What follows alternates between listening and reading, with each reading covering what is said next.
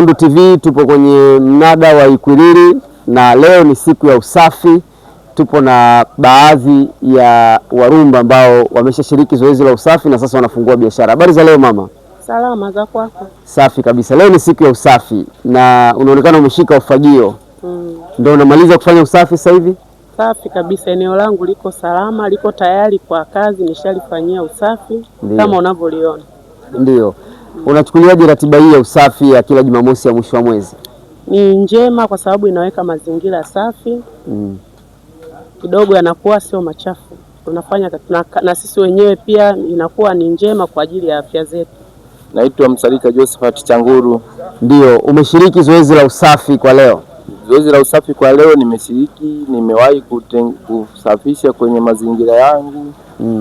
Naona niko sawa na majirani wanaendelea. Ndio, sehemu gani ambayo umeisafisha? Maeneo ambayo nafanyia biashara hapa ndo nipo safi. Ndio, kwenye meza yako pale? Kwenye meza yangu.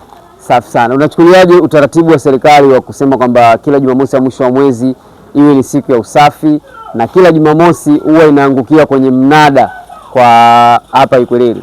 Usafi ni jambo zuri kwa sababu swala la usafi sio tu kwa siku moja ile ya mwisho wa mwezi. Hii ni neno la serikali, lakini usafi kwa kawaida binadamu unatakiwa ufanye kila siku. Uamkapo ufanye mazingira ya usafi wako. Ndio, kuanzia mazingira unaofanyia biashara mpaka wewe mwenyewe usafi wako wa mwili. Naitwa Mfaume Ismail Walisi, ni kiongozi wa wafanyabiashara mnadani. Kiongozi wa wafanyabiashara mnadani. Unaongozaje zoezi la usafi mnadani siku ya leo? Jambo la kwanza kabisa, kwanza unapofika kwenye maeneo yetu huaga tunawakumbusha wafanyabiashara wote kwa ajili ya usafi na wote wao wanatekeleza hilo, afu baadaye ndo tunafungua biashara.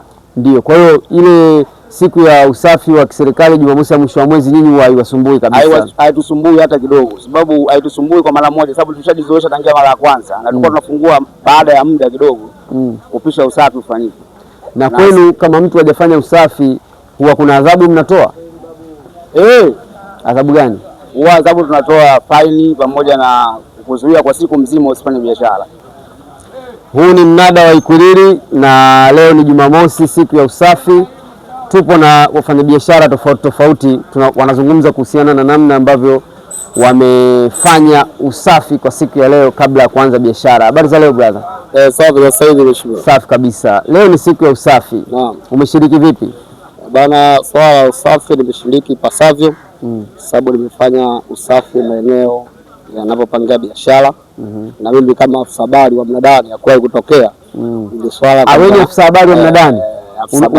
Unatoa habari za mnada au habari habari za mnada zote ni kwa kodi wao. Ndio swala la usafi nimelipokea pasavyo na nalishukuru kwamba tunaendeleza vizuri. Na nasitiza kwamba tufanye usafi kila inapotokea mwisho wa mwezi. Ndio, afisa habari unaitwa nani jina lako? Sawa, hapa mimi nilikosea kidogo. Naitwa Duli Rajabu Kilobile. Afisa habari wa mnada. Taarifa zote za mnada zipo chini yako. Matangazo kila kitu. Matangazo yote yanapitia kwako. Leo kuna tangazo gani mnada? Kwa leo hapa tangazo hakuna. Hakuna tangazo zaidi kufanya usafi, kusisitiza kwa sababu ndo kama hivyo mheshimiwa viongozi wenzangu hapa wanasimamia kwa jambo la kusimamia. Kama vijana wa stendi tumeshiriki kwa jambo la usafi. Kama unavyoona stendi yetu safi, tuko vizuri na tunashukuru sana serikali ya awamu ya 6 ya mama kwa kutokea mpango kazi hii ya usafi kila tarehe 30. Kila Jumamosi inabidi Jumamosi ya usafi. Ndio. Wewe unaitwa nani kwanza? Mimi naitwa Malki au kwa jina lingine kama Puchari. Tani boy, konda, dereva, nani hapa tena? Mimi ni mfanya biashara ndogo ndogo. Mfanya biashara ndogo ndogo wa stendi. Na biashara hizi zinaenda katika mazingira ya usafi siku zote ukiachana Jumamosi ya mwisho wa mwezi? Siku zote zinaenda kwenye mazingira ya usafi kutokana na biashara ya mahindi ni biashara ya kuchafua mazingira. Kwa hiyo kama nikiacha bila kusafisha mazingira yanazidi kuwa machafu. Naitwa Shamte Ali Mponda au ukipenda niite Buti. Umeshiriki zoezi la usafi? Bana, nimeshiriki zoezi la usafi na tunashukuru sana na tupo pamoja. Tunashukuru nayo serikali kwa kutupa changamoto kama hii. Wewe lako ni lipi la biashara au eneo la kazi? Eneo la kazi ndio hili ambapo nilipokuwepo na saa hizi ndio tayari hapa nishafungua biashara, nimeshatoka kufanya usafi. Kwa hiyo nashukuru sana mpaka sasa hivi changamoto zile zote zinafanyika. Kwa kila baada ya mwisho wa mwezi tunafanya usafi huo.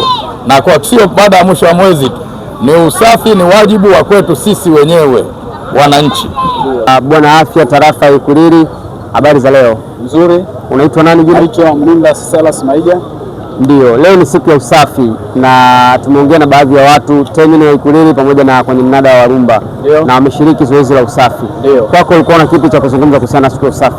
Mimi kwanza ninashukuru uongozi wa serikali ya Jamhuri ya Muungano wa Tanzania, lakini pia nimshukuru Waziri wa Afya, pia ni mbunge wa jimbo letu la Rufiji kwa namna ambavyo alivyoweza kuweka taratibu na namna ambavyo anavyofanya kazi zake za kushirikiana na jamii.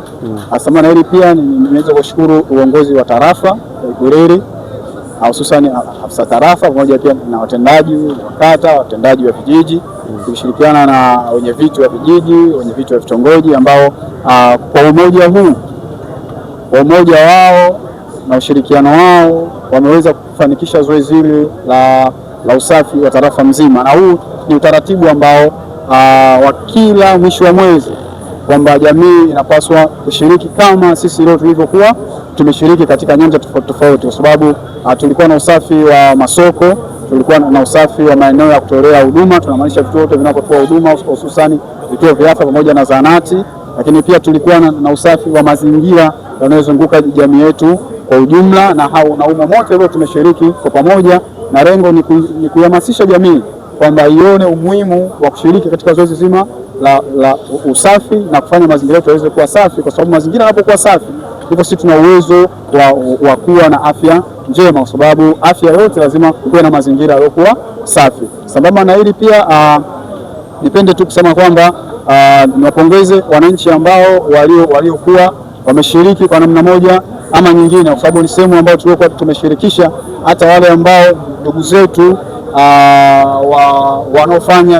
wanaofanya biashara hizi za kila Jumamosi ya watu wa mnada kwa jina lingine maarufu Warumba, nao pia wameweza kushiriki kwa sababu wamefika na kupewa taratibu na kanuni, wakaona si vyema kushiriki. Maana yake ni kwamba ni kuonyesha jamii kwamba sisi wote tuko katika hali moja, tuko katika kuhamasisha mazingira yetu yaweze kuwa safi, lakini pia katika kupinga zile changamoto na maradhi ya milipuko yanatokana na nini? Yanatokana na mazingira yanapokuwa machafu. Kwa hiyo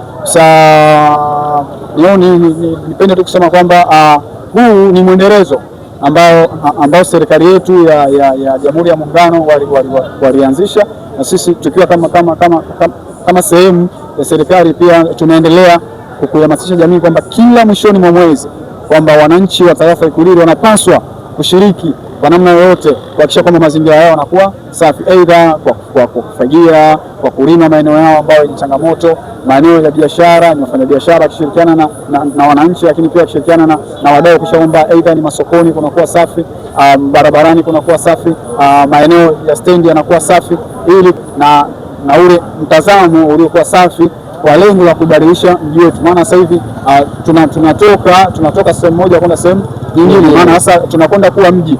Kwa hiyo kama tunakwenda kuwa mji, lazima sisi wenyewe tuanze kutengeneza mazingira yaliyokuwa rafiki kwa ajili ya kuipokea mji, na sehemu ya msingi ambayo kiongozi wetu wa tarafa hii tunampongeza sana kwa sababu anapambana kuhakikisha kwamba mji unakuwa safi. Kwa hiyo nitumie fursa hii kumshukuru sana pale anaposhirikisha watu wake wa chini kuhakikisha kwamba jambo linakwenda katika misingi na taratibu zilizokuwa zimekubaliwa. Yes. Mimi nakushukuru sana.